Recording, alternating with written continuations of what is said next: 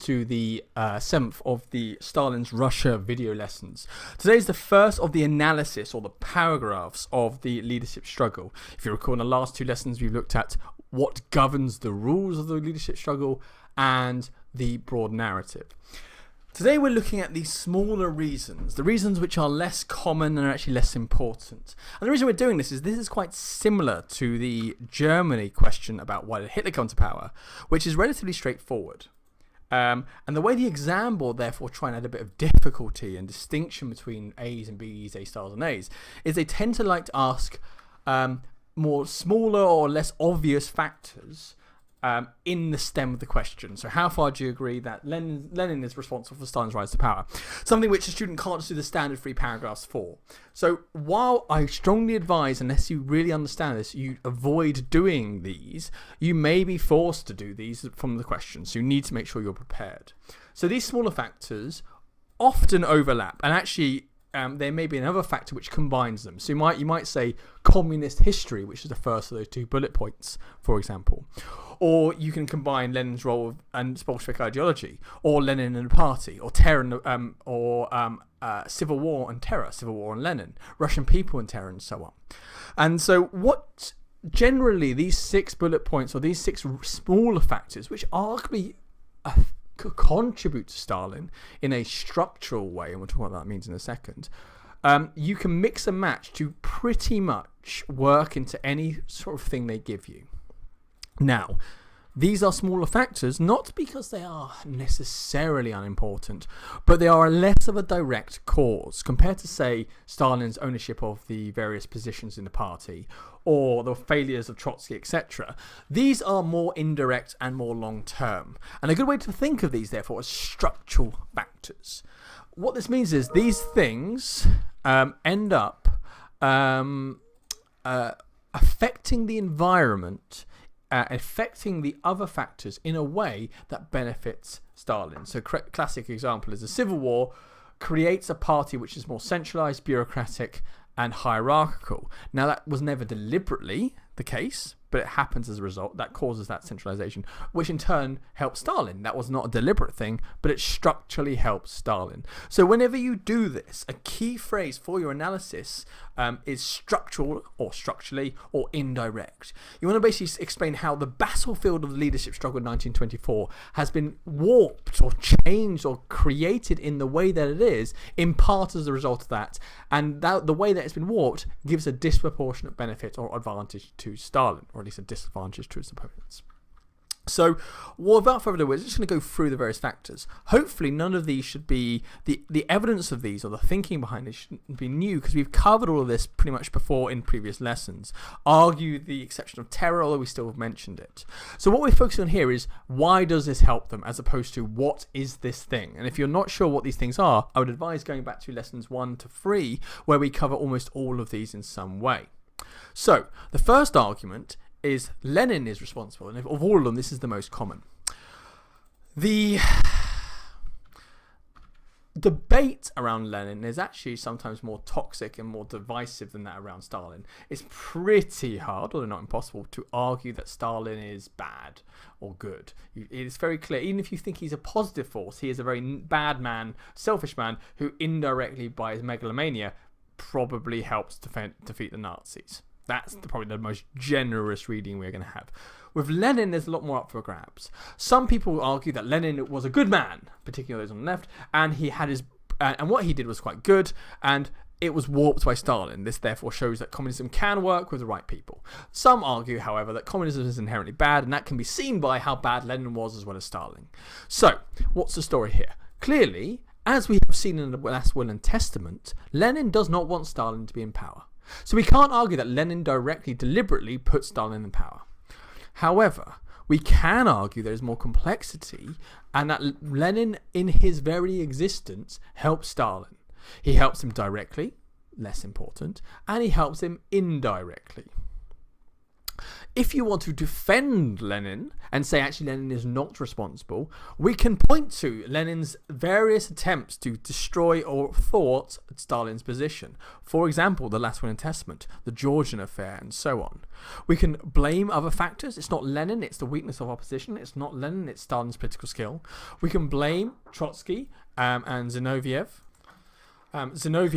Or Kamenev for failing to really, being alive and all, to stop him. Whereas Lenin was dead, so we can't really blame him as much for anything that happens after, in theory, even 1922 with the strokes. So, the final argument says Lenin should have known, but that's with hindsight. Lenin, like anyone else, underestimates Stalin. So it is probably wrong to say, why didn't he do more to stop Stalin? So let's look at the arguments that Lenin is responsible. The first lot of arguments are you could say that relatively directly, stuff he does will help Stalin. Okay, Stalin will use. And this is primarily around stuff within the party, how the party is run. Because if you remember, this leadership struggle is primarily about if you can win the majority of votes in the institutions at the top of the party, the Central Committee and the Party Congress particularly. Most of the offices that Stalin will use, i.e. that's a separate paragraph, Stalin using offices, were created or at least allowed by Lenin. And for example, the General Secretary, Lenin sees no problem giving Stalin this office. Makes a mistake, rather than deliberately giving lots of power, in missing the amount of power that actually he's giving as a result. And therefore we can say the offices, which is a separate paragraph, would only happen because of Lenin and his mistakes in granting too much power in one man's hands. He also is the one who pushes through factionism, which is the thing that Stalin will use primarily to get rid of enemies, as we have seen. Each individual at turn by turn is removed for being a faction. And the nomenclatura system, the 5,500 jobs which have to be given to communists, came from him. And this is something which Stalin will use because it's up to Stalin to make sure that the people on the list approved for various jobs are who they say they are, and Stalin can obviously abuse that and will abuse that. So Lenin, in his rules that he have created and in the offices he has created, ends up giving Stalin an advantage. Now, this is not deliberate. None of this is done with getting Stalin to power in mind, but it still directly helps Stalin, and thus we can make the argument that this stuff here is clearly, or you could argue is clearly, with particular benefit of hindsight, dangerous. And he therefore makes a mistake by allowing these things through, and then should he be surprised that there's a power struggle in which one person seizes power? Probably not. But that leads to two separate questions. This, I would say, is good evidence that Lenin can be blamed that someone took power. You can't look at these three things and say this won't be abused. And therefore, you might know that someone takes power. But there's less arguments here that he should have foreseen that Stalin would be the one to take the power.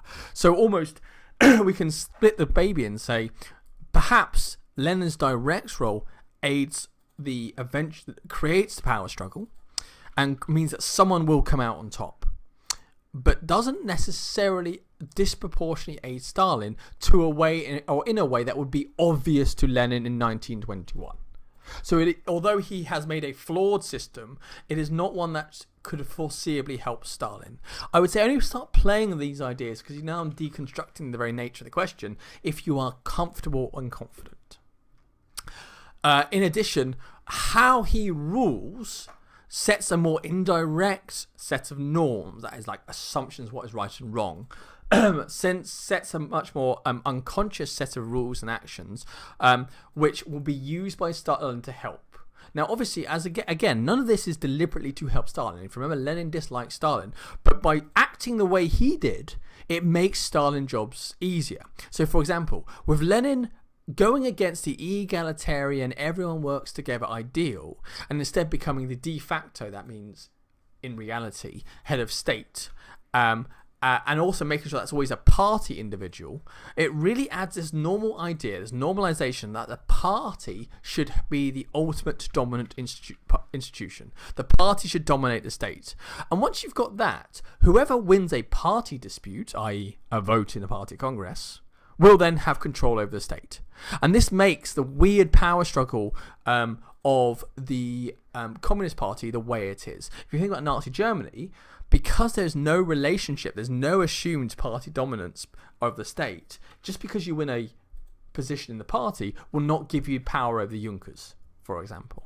Whereas in here, because the way that Lenin allows the party to become the head of the state, this only makes that easier when he dies. As well as this, he does actively, although he says he doesn't like it, project a dictatorial image, supreme authority, and really makes it normal to people that there will be one leader. This, if there had been 30 years of collective government, everyone working together, no one big leader, it would be harder for someone to seize power alone because it would be so different. But because it was normal to have one person in power, it was normal for all the individuals then to go, well, I want to be that guy. And they would encounter less resistance from other party members. If, for example, the Lenin had ruled equally of everyone else, and then suddenly Trotsky stands up, or Zinoviev stands up, or Stalin stands up and then tries to become the only leader, he's more likely to find it harder because that's unusual. And that will more likely turn some people off him. And often, when these margins of votes are quite narrow, that would make a difference. Because he also enables the dominance of the party with no clear rules about who becomes in charge of the state, it encourages that if you want power, you fight in the party. So again, it makes the party more important as a result.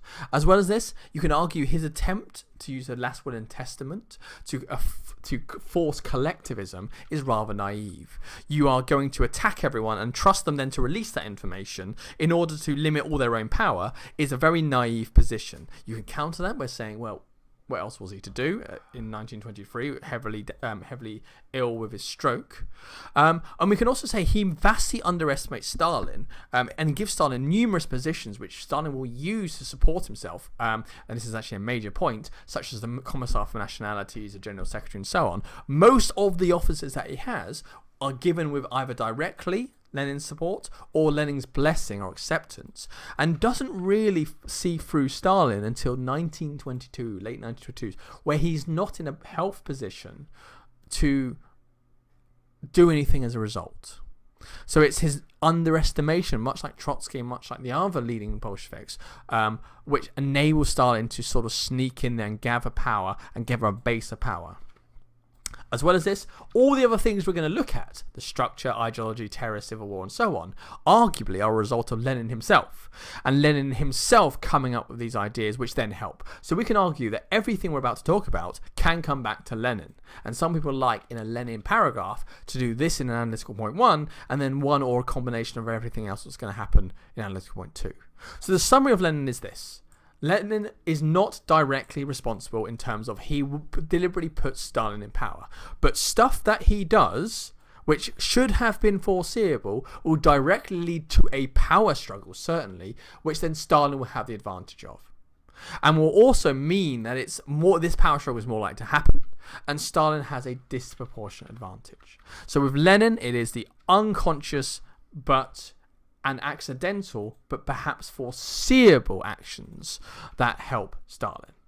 Now, we can also argue that the structure of the Bolshevik Party is also partly responsible.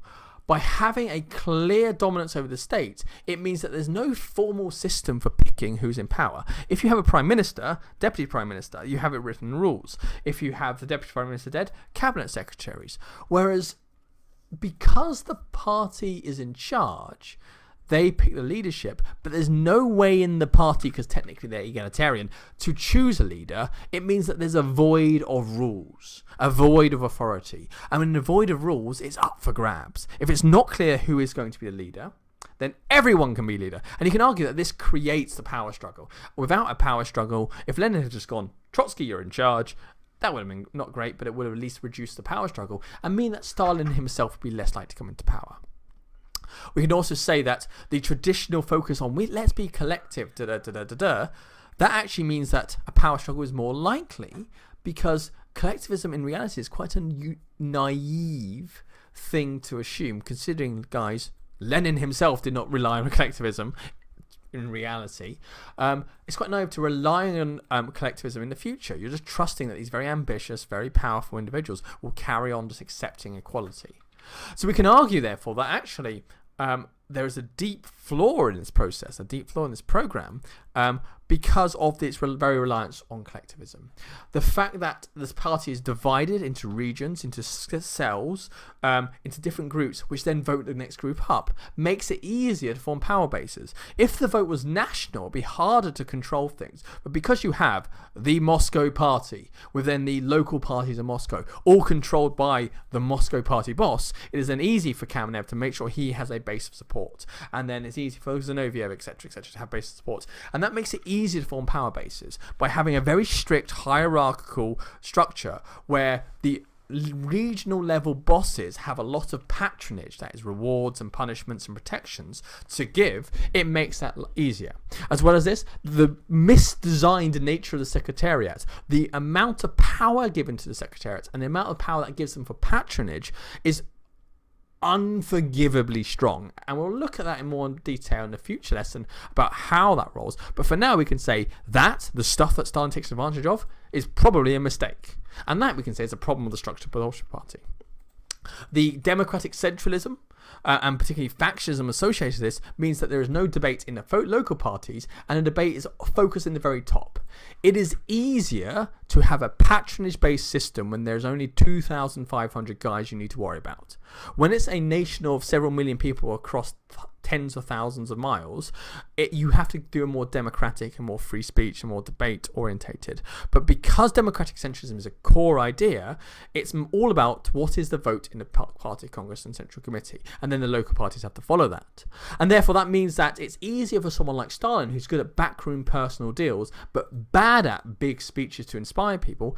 It means that it benefits him helpfully, because obviously if it was just about who is best at appealing to the masses, Bukharin with his media control, Trotsky with his speech ability, Kamenev with his appeal to the average man on the street have an advantage. But democratic centralism makes it about the party and the top of the party, where Stalin has and Stalin's own political skills are best suited. And that's a massive balance we're going to be arguing against the political skills argument. Is it political skills, and that Stalin had brilliant political skills, or is it that Stalin's political skills suited the environment in which it was there?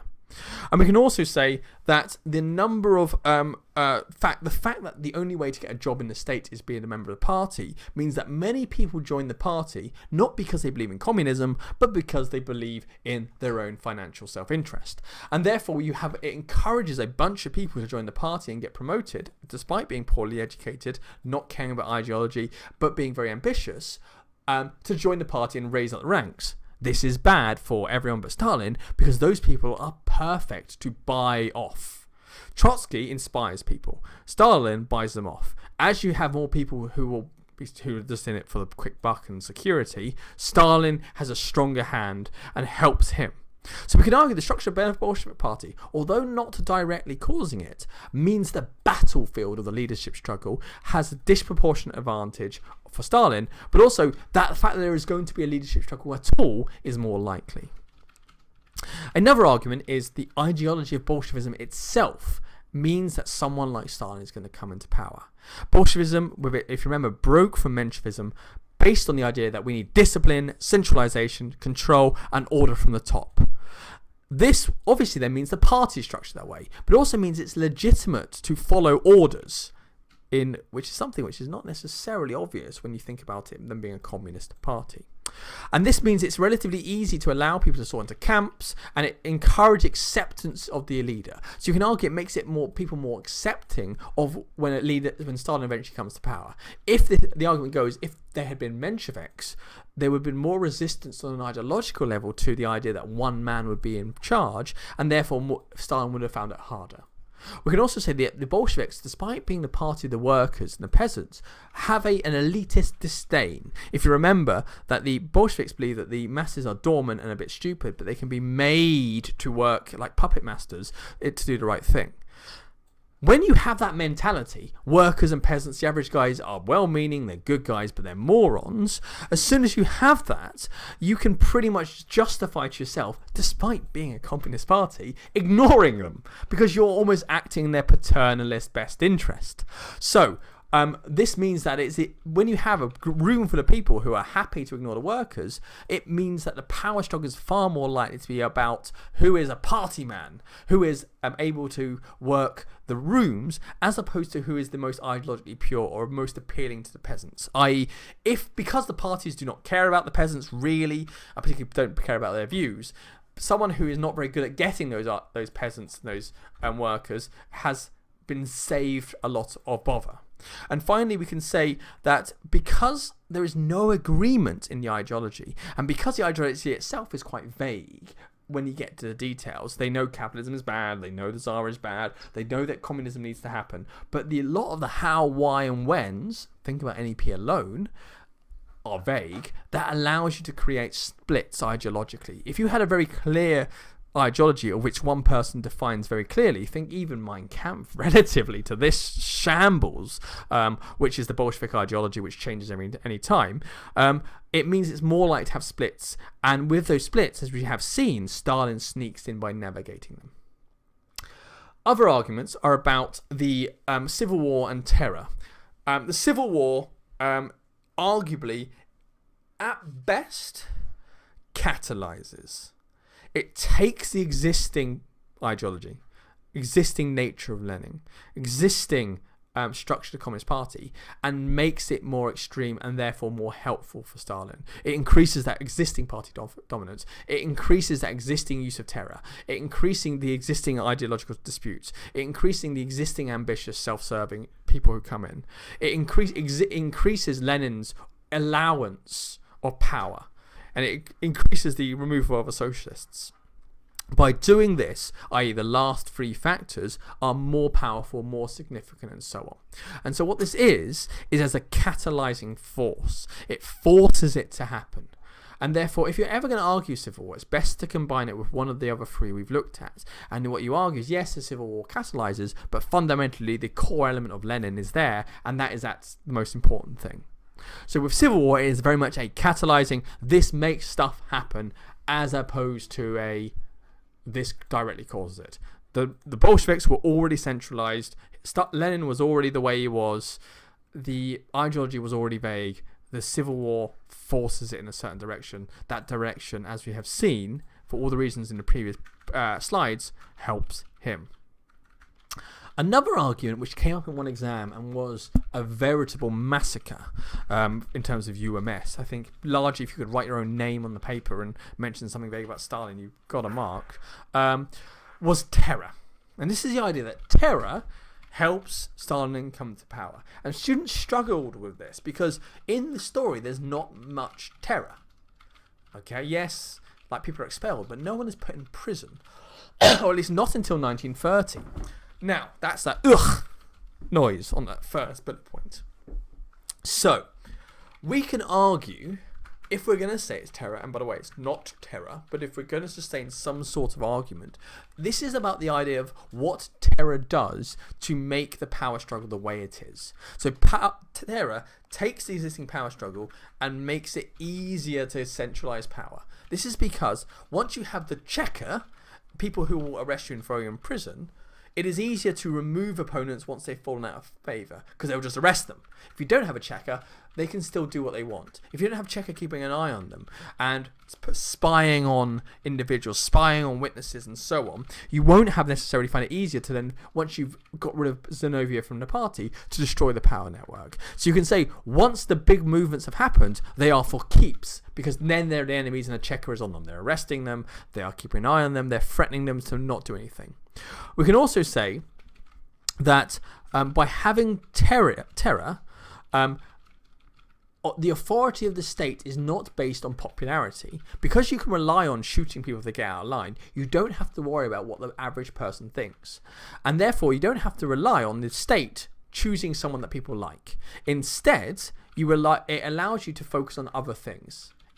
For example, if you don't care about the people, it's about the big guys in the party. So you can say terror means that there is a deprioritization of the voices of anyone lower than the party congress, and therefore it's more likely to encourage a power struggle. And in addition, because the state is controlled on the Cheka, as we shall see, is influenced by the Secretariat, it gives them more power because the Cheka will report to and have a relationship, not direct control, but a relationship with the Cheka. And therefore, what we can say is the power struggle and the Secretariat's advantage in that is made more likely. In addition, by destroying other socialists, by terrorizing average people, these people are less willing to get involved in politics and less willing to debate. And therefore, yes, you have people that mentally think we don't have to worry about the average people, but at the same time, it also means the average people and the other socialists and even low-level communists also think, I don't want to say anything about what's going on because I will be terrorized.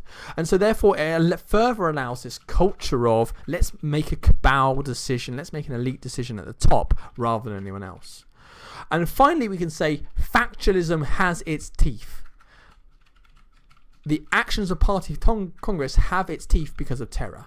If you get accused of factionalism in the modern Tory party, not great, but like what's going to happen? In the Communist Party, you're going to get shot in the head if you carry on. And that means you're far more likely to probably follow it. Or even not even want to risk accusations of factionalism. So it means that opponents who are on the wrong side of the status quo, think about the grovelling letter from Kamenev, for example, are more likely, once they have lost, to accept it and not fight it anymore. They will conform exactly what they want to do. So once Stalin has got rid of an enemy, it is very easy for him to consolidate his power and that they don't come back. Because Stalin's nightmare is he gets rid of Zinoviev and Kamenev, but they carry on being a problem. Because you have the Cheka, then like a wild dog on a leash to release on the opponents if they dare then try and carry on problems, they are less likely to carry on problems, and it helps Stalin secure power. So almost, like I say, gives it teeth. Terror is a very interesting one. Terror is very potentially even important one. And it certainly explains that missing gap of why these sort of rough, high-minded internal party disputes will lead to people actively changing their behaviour. I would personally advise, because it is more complex to argue, only doing this if you are confident and you have done a terror paragraph before and had it marked successfully. It is a very challenging idea, and often it is one that is messed up quite frequently. The final argument is Russia itself. This is the idea that the people get leaders they deserve. An idea my cynical nature is sympathetic to, but not necessarily one that you want to sustain in an argument because it's quite a general idea, hard to evidence. But this is the idea that the nature of Russia and the Russian people means that someone like Stalin will get into power, and that there will be a power struggle in the first place. First factor is the standard fact about Russia in all the essays. Russia is huge. Russia is massive, with most people not living in Moscow or St. Petersburg, or Petrograd, I should say. The majority of people, therefore, are not near the sites of debate. And with a very limited media apparatus and terrible communications, you have very little chance of finding out what's going on in the day-to-day politics, and therefore most people don't bother. And what therefore it creates is this disengagement amongst the majority of people, encouraging and enabling the party to get away with not caring about what the people think. If the big city smoke guys 1,000 miles down the road in Moscow are making decisions but you don't care, in turn, Moscow doesn't have to care about you. And therefore it encourages this elitism and this elitist mentality of we will settle this within the party, which, as we mentioned, benefits Stalin. We can also say by having such a big area, you have to, like a feudal system, delegate authority, delegate power to, say, Siberia. The Communist Party boss in charge of Siberia, you will have to run most of the show because we have no idea what's going on there. And the poor communications, the poor organisation, and the alienation, what that means is you give a lot of power to that party boss. And because he's in charge of everything, he's in charge of the jobs. He's in charge of the investigations. He's in charge of promotions, food supplies, housing. And that is the baseline of patronage. That enables that patronage separate to ideology, which Stalin will take best advantage of. In addition, with the legacy of the Tsar and the very sort of patriarchal society that it is, there is a much stronger reverence for the strong man. If a strong leader comes in Britain, there's this sort of slight resistance to dictatorship. Russian political culture is much more accepting of the idea that there'll be one dominant leader who is strong and not even nice, but is a strong leader who will lead Russia. That is a legitimate thing. That is not alien. And that means that the average peasant, local party, or even a Congress attendee is not opposed on a basic level to the idea of one strong man. That helps Stalin. For all the reasons that similar thing helped Hitler with the cultural authoritarianness of it all. Finally, by having communism in Russia, where majority of people had not been involved in politics, it means that you have a bunch of people who are finally having an opportunity to improve their lives, finally have an opportunity to be educated, finally have an opportunity to be involved in politics, but they are simple people who do not have necessarily much background. So they have these country bumpkins and workers turn up, be communists, and then the guy who offers them loads of jobs and speaks in very simple language and offers a very gut chauvinistic but not necessarily intellectually impressive argument, you are sympathetic to. So by this opening up of world to this relatively backward society, someone like Stalin and his common socialism in one's country, we can do this message works well. And particularly that petty chauvinism that, well, we need to make sure Russia is strong, men are good, and so on. So that is something Stalin, compared to, say, Trotsky or Zinoviev, is happy to do. And that means this average Russian is actually close to Stalin's sort of not really that communist, relatively chauvinistic point of view than, say, it is for Trotsky. And that again will mean Stalin has more sympathy for the very low-level people coming up into the party congress. So it's the idea that the political culture is Stalin's to take. The counter to this is that by accident or Stalin's own political decisions?